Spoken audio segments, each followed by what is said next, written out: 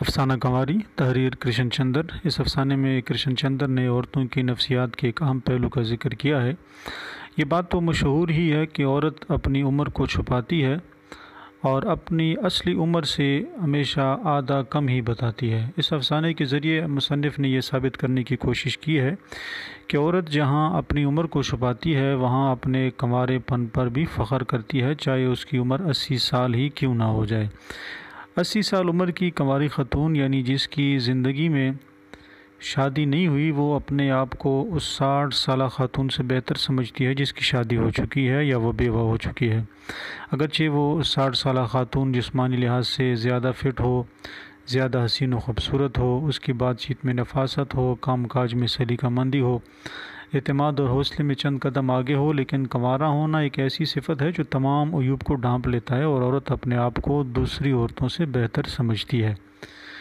اس بات کی طرف بھی اشارہ ہے کہ مرد چاہے بوڑھا ہی کیوں نہ ہو جائے، اس کے دل میں ایک عاشق بیٹھا ہوتا ہے، وہ عشق کرنے میں بھی دیر نہیں کرتا، لیکن ہرجائی پن کا بھی شکار ہو جاتا ہے۔ اسے اگر پہلے کے مقابلے میں کوئی اچھا اور بہتر محبوب میسر ہو جائے تو پہلے کو چھوڑ کر دوسرے کی طرف رغبت رکھے گا، یعنی ہر وقت خوب سے خوب تر کی تلاش میں ہوتا ہے۔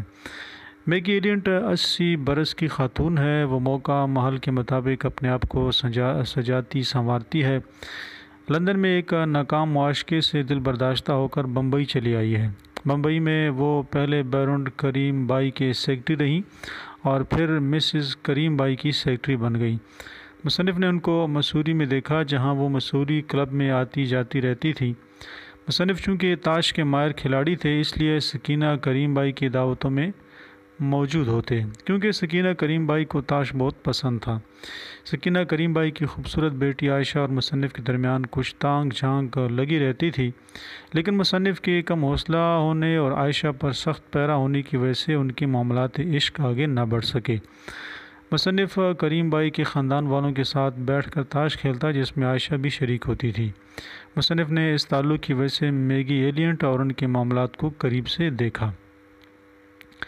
ماسٹر متین احمد، جن کی عمر تقریباً 70 برس تھی، کو کریم بائی خاندان کے بچوں کو پڑھانے کے لیے رکھا گیا تھا۔ مس ایلینٹ اور ماسٹر متین احمد کے درمیان خوب گاڑی چلتی تھی۔ ماسٹر صاحب پوتوں نواسوں والے تھے، لیکن ایک کے بعد دیگرے ان کی دونوں بیویاں فوت ہو چکی تھیں۔ اس وجہ سے بھی ان دونوں کے درمیان ایک دوسرے کے لیے کچھ نرم گوشہ موجود تھا۔ میگی اور ماسٹر صاحب ایک دوسرے کے ساتھ بے تکلفانہ گفتگو کرتے، شعر و شاعری کرتے، ہنسی خوشی کی باتیں کرتے۔ میگی ماسٹر صاحب کے متعلق نسوانی ذمہ داریاں سنبھالتی اور ماسٹر صاحب ایک مرد کامل کی طرح میگی ایلینٹ کا ساتھ دیتے اور جہاں کہیں ضرورت ہوتی اپنی مردانگی کا زور دکھاتے، جس میں سب سے اہم ذمہ داری ڈفل ڈوگ نالا کو پار کرنے کا تھا۔ نالا پار کرتے ہوئے مس ایلینٹ اپنا سارا زور ماسٹر صاحب پر ڈال دیتی، کیونکہ ان کو پانی سے بہت ڈر لگتا تھا اور ماسٹر صاحب بھی اس قوت و طاقت کے متحمل نہ ہونے کے باوجود اس بوجھ کو ہنسی خوشی برداشت کر لیتے اور نالا پار کروانے میں ان کی مدد کرتے اور بعد میں دیر تک بیٹھ کر اپنا سانس کچھ اس انداز میں بحال کرتے کہ ایلینٹ کو اس بات کا احساس نہ ہو کہ ماسٹر صاحب میں بوجھ اٹھانے کی ہمت نہیں۔ ماسٹر صاحب وہاں بیٹھے بیٹھے وادی کی خوبصورتی کا نقشہ بیان کرنا شروع کر دیتے، جس سے یہ تاثر دینا مقصود ہوتا کہ یہاں بیٹھنا وادی کے منظر سے لطف اندوز ہونے کے لیے ہے۔ ایک دن میگی کی ملاقات ان کی دیرینہ سہیلی پامیلا تھوراٹ سے ہوئی۔ دونوں ایک دوسرے کو دیکھ کر خوش ہوئیں، ایک دوسرے کو اپنی آپ بیتیاں سنائیں۔ پام کے دو شوہر فوت ہو چکے تھے اور اب بیوہ تھی۔ ہاں، یہ بات ضرور تھی کہ اس نے ان صدمات کو اپنی کمزوری نہیں بنایا۔ عمر تقریباً 60 برس تھی، جسم قدرے موٹا، لیکن شوخی تراری اور ہنسی مذاق میں بالکل ویسی جیسی وہ شادی سے پہلے تھی۔ میگی نے پام کو اپنے پاس رکھا اور اس کا ہر طرح کا خیال رکھنے لگی، بالکل ویسی جیسے ایک ماں اپنی بیٹی کا رکھتی ہے۔ پام کو یہ سہارا ملا تو وہ اور بھی اٹھلانے لگی۔ اپنی ناز و ادا سے اب وہ 30 سال کی خاتون نظر آنے لگیں۔ اب یہ تینوں یعنی ماسٹر جی، میگی اور پام اکٹھے نالے کی سیر کو جاتے۔ ماسٹر صاحب کی ذمہ داریاں بھی بڑھ گئیں کہ اب ایک کی جگہ دو میموں کے درمیان گھوم رہے ہیں۔ وقت گزرنے کے ساتھ ماسٹر صاحب کی ترجیحات بدلنے لگی۔ پہلے وہ میگی کی طرف مائل تھے، لیکن اب جب میگی کے مقابلے میں قدرے بہتر خاتون ہاتھ لگی تو پام کی طرف کھسکنے لگے۔ جب تک تینوں اکٹھے رہتے یہ تفریق نہ ہونے کے برابر تھی، لیکن دل ہی دل میں ماسٹر صاحب کا جھکاؤ خوب سے خوب تر کی طرف تھا۔ ایک دن جب وہ تینوں سیر کے لیے نکلے، میگی کو کچھ ٹھنڈک کا احساس ہوا کیونکہ اس دن موسم میں کچھ خنکی تھی۔ میگی نے ان دونوں سے کہا کہ وہ یہاں ٹھہر کر اس کا انتظار کریں، تب تک وہ اپنا اونی کوٹ پہن کر آتی ہے۔ 80 سال عمر کا یہی تقاضا تھا کہ تھوڑی سی سردی یا تھوڑی سی گرمی ناقابل برداشت ہو جاتی ہے۔